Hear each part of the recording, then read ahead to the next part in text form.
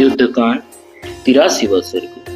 माता सीता के मारे जाने की बात सुनकर प्रभु श्री राम का शोक से मूर्छित होना और लक्ष्मण जी का उन्हें समझाते हुए पुरुषार्थ के लिए उद्यत हो।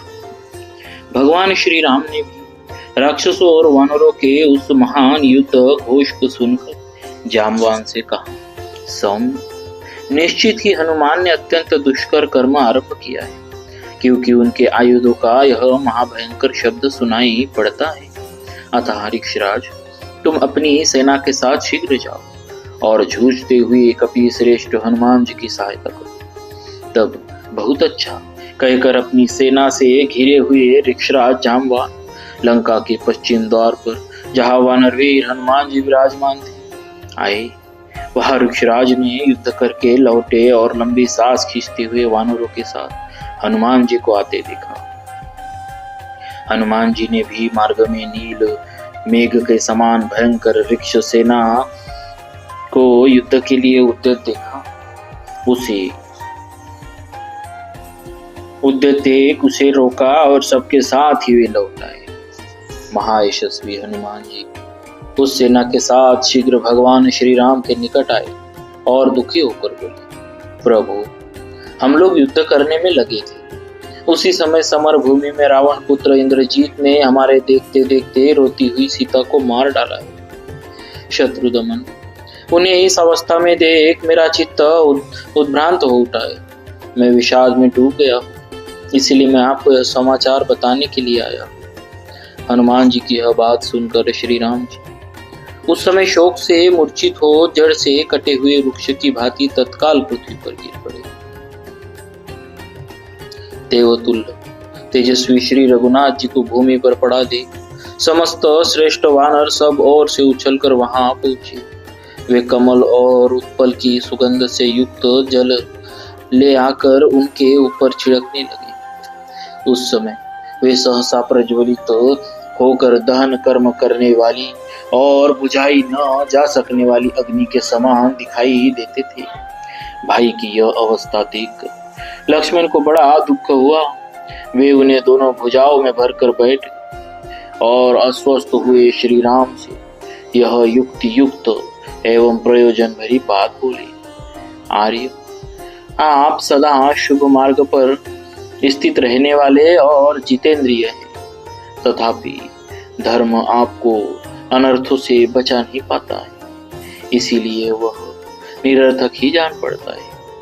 स्थावरों तथा पशु आदि जड़म प्राणियों को भी सुख का प्रत्यक्ष अनुभव होता है, किंतु उनके सुख में धर्म कारण नहीं है, क्योंकि न तो उनमें धर्माचरण की शक्ति है और न धर्म में उनका अधिकार ही है। अतः धर्म सुख का साधन नहीं है, ऐसा मेरा विचार है। जैसे स्थावर भूत धर्माधिकारी न होने पर भी सुखी देखा जाता है, उसी प्रकार जड़म प्राणी पशु आदि भी सुखी है। यह बात स्पष्ट ही समझ में आती है। यदि कहे जहाँ धर्म है वहाँ सुख अवश्य है, तो ऐसा भी नहीं कहा जा सकता, क्योंकि उस दशा में आप जैसे धर्मात्मा पुरुष को विपत्ति में नहीं पड़ना चाहिए। यदि अधर्म की भी सत्ता होती, अर्थात अधर्म अवश्य ही दुख का साधन होता, तो रावण को नरक में पड़े रहना चाहिए था, और आप जैसे धर्मात्मा पुरुष पर संकट नहीं आना चाहिए था। रावण पर तो कोई संकट नहीं है और आप संकट में पड़ गए। अतः धर्म और अधर्म दोनों परस्पर विरोधी हो गए। धर्मात्मा को दुख और पापात्मा को सुख मिलने लगा है। यदि धर्म से धर्म का फल सुख और अधर्म से अधर्म का फल दुख ही मिलने का नियम होता, तो जिन रावण आदि में अधर्म ही प्रतिष्ठित है, वे अधर्म के फलभूत दुख से ही युक्त होते, और जो लोग अधर्म में रुचि नहीं रखते हैं, वे धर्म के फलभूत सुख से कभी वंचित न होते।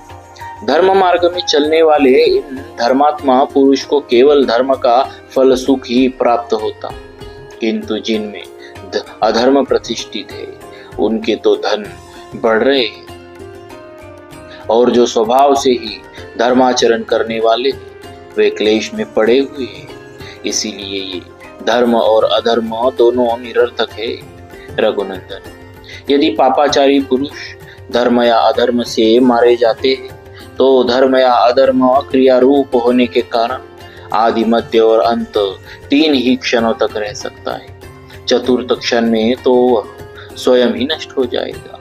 फिर नष्ट हुआ वह धर्म या अधर्म किसका वध करेगा? अथवा यह जीव यदि विधि पूर्वक किए गए कर्म विशेष शेन याग आदि के द्वारा मारा जाता है या स्वयं वैसा कर्म करके दूसरे को मारता है तो विधि विहित कर्मजनित अदृश्य को ही हत्या के दोष से लिप्त होना चाहिए। कर्म का अनुष्ठान करने वाली पुरुष का उस पाप कर्म से संबंध नहीं होना चाहिए, क्योंकि पुत्र के किए हुए अपराध का दंड पिता को नहीं मिलता है। शत्रुसूदन, जो चेतन न होने के कारण प्रतिकार ज्ञान से शून्य है, अव्यक्त है और असत के समान विद्यमान है, उस धर्म के द्वारा दूसरे पापात्मा को वध्य रूप से प्राप्त करना कैसे संभव है? सत्पुरुषों में श्रेष्ठ रघुवीर, यदि सत्कर्म जनित अदृष्ट सत या शुभ ही होता तो आपको कुछ भी अशुभ या दुख नहीं प्राप्त होता। यदि आपको ऐसा दुख प्राप्त हुआ है तो सत्कर्म जनित अदृश्य सत ही है। इस कथन की संगति नहीं बैठती। यदि दुर्बल और कातर स्वतः कार्य साधन में असमर्थ होने के कारण धर्म पुरुष का अनुसरण करता है, तब तो दुर्बल और फलदान की मर्यादा से रहित धर्म का सेवन ही नहीं करना चाहिए। यह मेरी स्पष्ट राय है। यदि धर्म बल अथवा पुरुषार्थ का अंग या उपकरण मात्र है तो धर्म को छोड़कर पराक्रम पूर्ण बर्ताव कीजिए।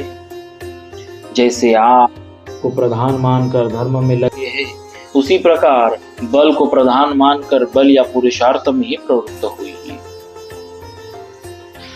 शत्रुओं को संताप देने वाले रघुनंदन, यदि आप सत्य भाषण रूप धर्म का पालन करते हैं, अर्थात पिता की आज्ञा को स्वीकार करके उनके सत्य की रक्षा रूप धर्म का अनुष्ठान करते हैं, तो आप ज्येष्ठ पुत्र के प्रति युवराज पद पर अभिषिक्त करने की जो बात पिता ने कही थी, उस सत्य का पालन न करने पर पिता को जो असत्य रूप अधर्म प्राप्त हुआ, उसी के कारण वे आपसे वियुक्त होकर मर गए।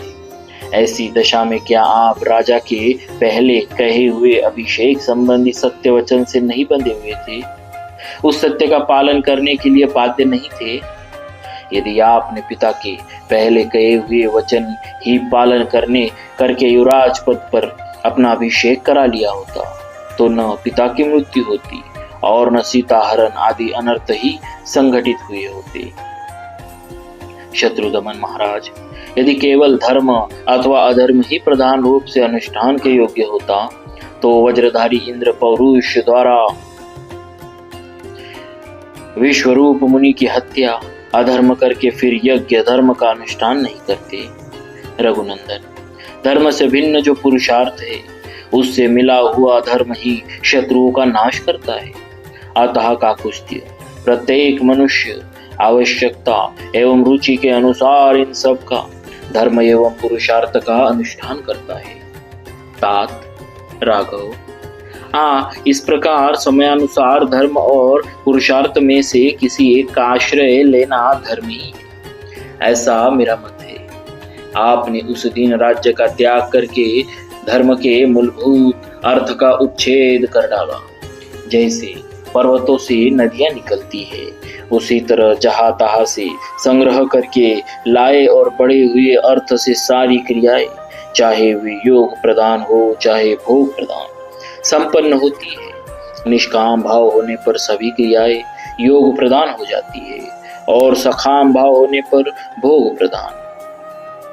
जो मंद बुद्धि मानव अर्थ से वंचित है, उसकी सारी क्रियाएं उसी तरह छिन्न भिन्न हो जाती है जैसे ग्रीष्म ऋतु में छोटी छोटी नदियां सूख जाती है। जो पुरुष सुख में पला हुआ है, वह यदि प्राप्त हुए अर्थ को त्याग कर सुख चाहता है तो उस अभीष्ट सुख के लिए अन्याय पूर्वक अर्थोपार्जन करने में प्रवृत्त होता है। इसीलिए उसे ताड़न, बंधन आदि दोष प्राप्त होते हैं। जिसके पास धन है उसी के अधिक मित्र होते हैं। जिसके पास धन का संग्रह है उसी के सब लोग भाई बंधु बनते हैं। जिसके पास पर्याप्त धन है वही संसार में श्रेष्ठ पुरुष कहलाता है, और जिसके पास धन है वही विद्वान समझा जाता है। जिसके यहाँ धनराशि एकत्र है वह पराक्रमी कहा जाता है।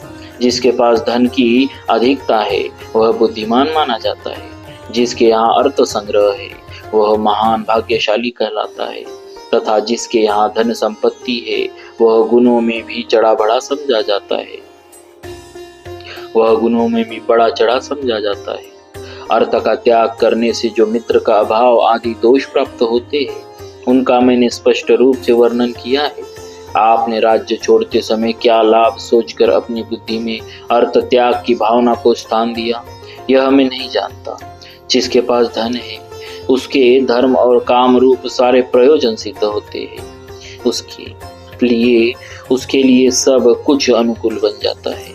जो निर्धन है वह अर्थ की इच्छा रखकर उसका अनुसंधान करने पर भी पुरुषार्थ के बिना उसे नहीं पा सकता। नरेश्वर, हर्ष, काम, दर्प, धर्म, क्रोध, शम और दम ये सब धन होने से ही सफल होते हैं। जो धर्म का आचरण ये सब धन होने से ही सफल होते हैं। जो धर्म का आचरण करने वाले और तपस्या में लगे हुए हैं उन पुरुषों का यह श्लोक ऐहिक पुरुषार्थ अर्थाभाव के कारण ही नष्ट हो जाता है। यह स्पष्ट देखा जाता है। वही अर्थ इस दुर्दीन में आपके पास उसी तरह नहीं दिखाई देता है जैसे आकाश में बादल घिर आने पर ग्रहों के दर्शन नहीं होते हैं। वीर, आप पूज्य पिता की आज्ञा पालन करने के लिए राज्य छोड़कर वन में चले आए और सत्य का पालन करने पर ही डटे रहे, परंतु राक्षस ने आपकी पत्नी को, जो आपके प्राणों से भी अधिक प्यारी थी, हर लिया। वीर रघुनंदन, आज इंद्रजीत ने हम लोगों को जो महान दुख दिया है उसे मैं अपने पराक्रम से दूर करूंगा। अतः चिंता छोड़कर उठिए। नरश्रेष्ठ, उत्तम व्रत का पालन करने वाले महाबाहो, उठिए। आप परम बुद्धिमान और परमात्मा है। इस रूप में अपने आप को क्यों नहीं समझ रहे? निष्पाप रघुवीर, यह मैंने आपसे जो कुछ कहा है वह सब आपका प्रिय करने के लिए आपका ध्यान शोक की ओर से हटाकर पुरुषार्थ की ओर आकृष्ट करने के लिए कहा है। अब जनक नंदिनी की मृत्यु का वृत्तांत जानकर मेरा रोष बढ़ गया है। अतः आज अपने बाणों द्वारा हाथी, घोड़े, रथ और राक्षस राज रावण सहित सारी लंका को धूल में मिला दूंगा। इस प्रकार श्री वाल्मीकि निर्मित आर्ष रामायण आदि काव्य के युद्धकांड में 83वां सर्ग पूरा हुआ। बोलिए श्री सीताराम जी महाराज की जय। भक्तवत्सल भगवान की जय।